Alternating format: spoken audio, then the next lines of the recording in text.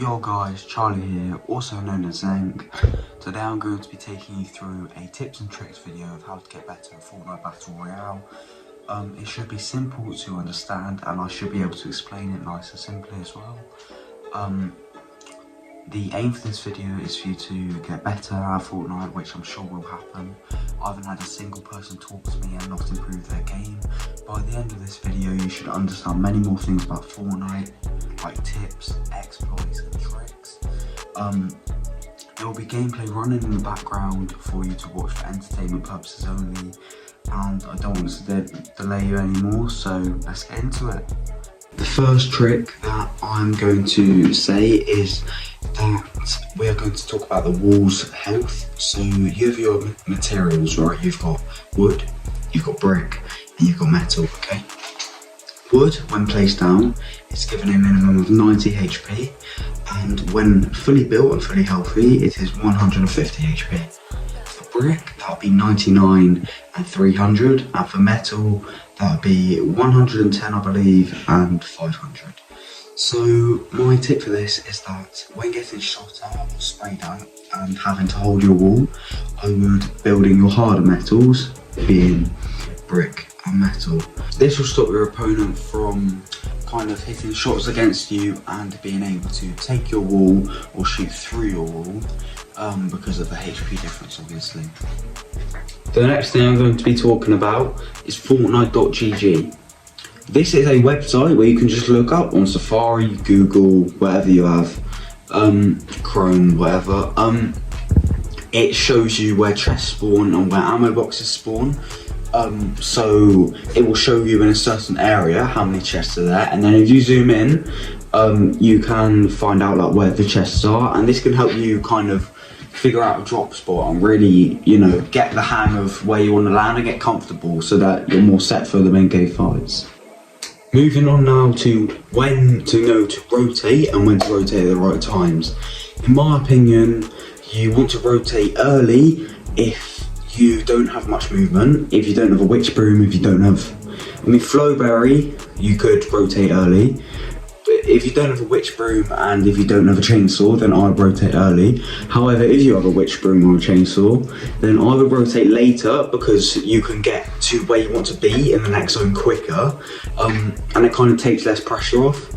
And you won't be focused from really early and people won't shoot at you as much, and it really help to, you know, increase your chances of kind of winning. A question that I get asked a lot is, should I take mid-game fights? And I've never really had a straight answer because it really depends on your position and if you're happy with your loadout, and if you're in a position to fight, because if you're not, then that is a very high risk of dying. And if you have maybe rotation to kind of to leave if you need to, then that'd be helpful. And it's really up to you, and you have to play it smart whether to take mid-game fights, because it kind of like determines the rest of your game and like how set you are. So this was really on you. You've just got to think and you know, not just rush into fights without thinking it through. Another thing that I get asked a lot is, how do I get a good drop? And my only advice for this is that jump quite early, not too early, but quite early, so that you get the lowest elevation possible, right? So that when you pull out your glider, or where you automatically pull out your glider, you will have a good drop and you'll be heading towards where you want to land. Because if you jump over your location, you'll most likely be hanging in the air for quite a while, and you won't beat your opponent to the gun, you won't beat your opponent to the chest, and you'll just really not be as set as everyone else. So if you jump early, you'll have a much better chance of winning your early game fights and, you know, being set for the rest of the game. Moving on now to quick reactions. Something that has separated me from the rest of people my age has been quick reactions in Fortnite. There are many ways you can train your quick reactions, and unlike other YouTube creators, I will be showing you those maps, and I won't just, you know, tell you you've got to get better reactions, because that's just not helpful. So here are some maps on screen right now that should help you improve your quick reactions. The reaction time training map is easily my favourite map for, you know, training my reactions, and it really has made the difference to me and is made me as a player really adapt and, you know, like go so far on my path of getting my first earnings, and it's just improved me so much as a player. One very important thing in Fortnite is having your perfect sensitivity. Having a good sensitivity means that you can move around quickly and smoothly. It means that when an opponent's shooting at you, you then can use quick reactions to, you know, kind of adapt in that way, and you can just really improve your game with having the perfect sensitivity. Sensitivity is different for everyone. It's really just all about you, and you have to figure out what sensitivity is best for you. But I wouldn't give up on trying. I would try again until your sensitivity is what you really want it to be, and it will really improve your game and take it to the next level. One thing that many people find very difficult in mid-game fights is healing at the right time.